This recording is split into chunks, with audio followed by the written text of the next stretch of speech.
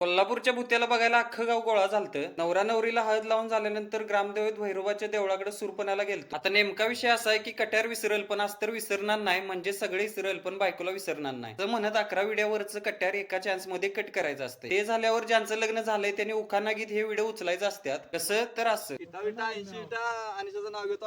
Video बघणाऱ्या प्रत्येकाने अकाउंटला फॉलो करा. सौरभनं तर विशाल सरांना उचलूनच घेतलेलं. तेवढ्यात एंट्री झाली अख्ख्या महाराष्ट्रभर नाव गाजवलेल्या कोल्हापुरातल्या मंदारदाच्या भुत्याची. आता नुसतं कसं नाचतोय तेवढं बघा.